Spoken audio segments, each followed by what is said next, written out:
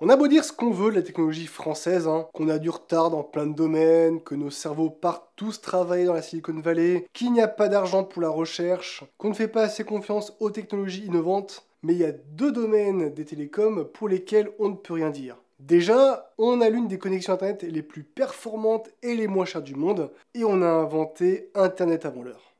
Bonjour à tous, c'est Deru et bienvenue pour une nouvelle vidéo. Un peu comme la dernière fois, on va encore bouder un petit peu la sécurité pour parler d'un sujet technologico-informatique. Mais promis, les sujets de sécurité reviennent bientôt. Faut juste me laisser le temps d'en trouver des intéressants. Aujourd'hui, nous allons parler d'une fierté française que malheureusement ou heureusement vu le coût d'utilisation, j'ai mal connu, le Minitel. Et oui, cette relique des télécommunications est française.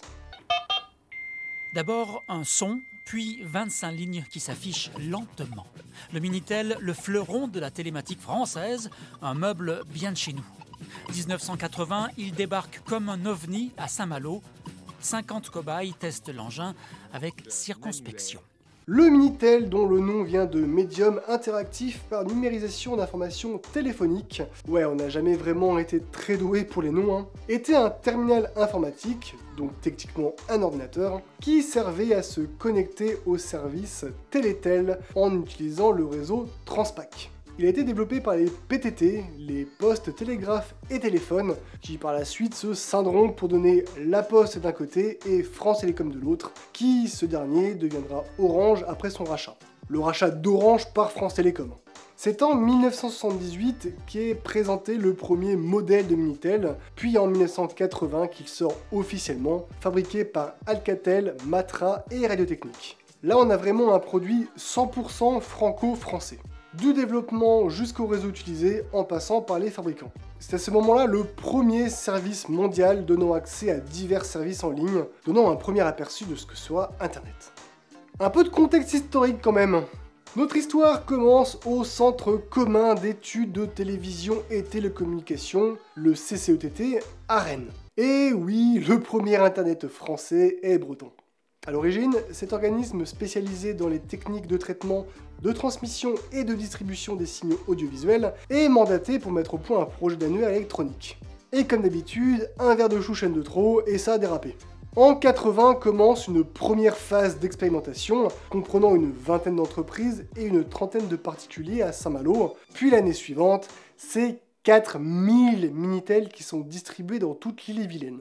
Ces tests sont donc réalisés pour tester un service d'annuaire électronique devant remplacer l'annuaire papier.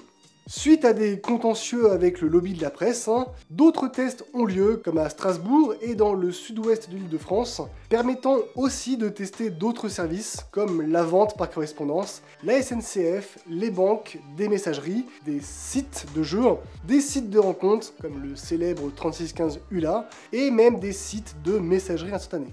C'est dans cette jungle de services disponibles sur le Minitel que de jeunes entrepreneurs font leurs armes, comme un certain Xavier Niel, quelqu'un de pas très connu, juste le fondateur et patron du groupe Iliad, et créateur du fournisseur d'accès Free. Bon, par contre, sa carrière dans les télécoms commence avec des sites érotiques et pornographiques sur Minitel. Comme quoi, même des hommes d'affaires milliardaires en France sont partis de quelque part. Et d'ailleurs, je ne sais pas si vous vous en souvenez ou si vous en avez entendu parler, mais ces sites étaient joignables avec un code 3615. À quoi ça pouvait bien servir ? Eh bien, il faut savoir qu'il n'y avait pas que le 3615, mais pour les raisons que je vais vous évoquer, il est compréhensible que ce soit le plus utilisé.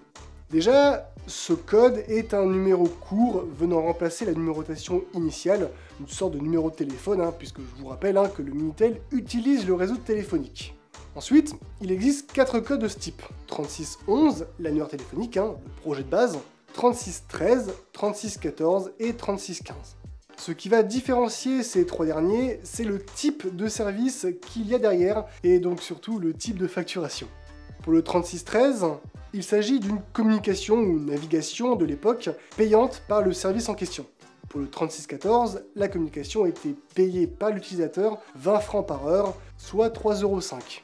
En 84 est créé le système de kiosque permettant de mettre en ligne des services tiers, c'est le fameux 3615, qui est lui facturé 60 francs par heure, soit 9,15 €, 40 francs revenant au service contacté et 20 francs à France Télécom en guise de taxation de l'hébergement.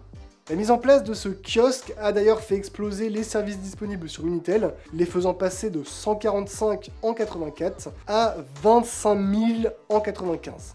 Cela représente une génération d'1 milliard d'euros de l'époque de revenus pour les services pour 6,5 millions de terminaux Minitel.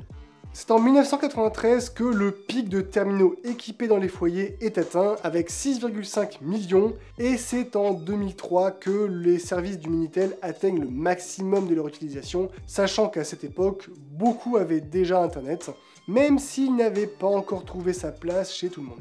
En 2009, il y avait encore 10 millions de connexions mensuelles sur 4000 services, dont 1 million sur le 3611. En 2010, c'est 2 millions de personnes qui utilisaient encore le Minitel pour 200 000 euros de chiffre d'affaires. Coucou les dégonelles du vide qui avaient le téléphone mais pas d'installation internet. C'est en 2012 que le réseau Télétel est fermé face à la concurrence d'internet, plus accessible, plus rapide et plus fourni en service, ce qui marque la fin du Minitel. Au risque de me répéter, on avait de quoi être fier de notre service pré-internet, même si c'était lent, même si c'était cher, c'était pratique, c'était unique, et ça a permis l'émergence de nombreux services et de figures importantes. Sachez d'ailleurs que 3615 ULA est devenu ula.com et est toujours accessible. J'espère que cette vidéo vous aura plu, si c'est le cas, n'hésitez pas à vous abonner, si ce n'est pas déjà le cas, à partager cette vidéo pour qu'elle soit vue par un maximum de personnes, à laisser un commentaire si vous avez une question ou une remarque, et à me rejoindre sur les réseaux sociaux. Sur ce, je vous souhaite une bonne nuit, bonne soirée, bonne journée, et on se retrouve dans 2 semaines pour une nouvelle vidéo. Ciao! Nos prières ont été exaucées. Insérer blague sur Apple ici. Blague sur Apple ici. Bon, c'est bon, ça, on a compris. Bla, bla, bla, bla, bla.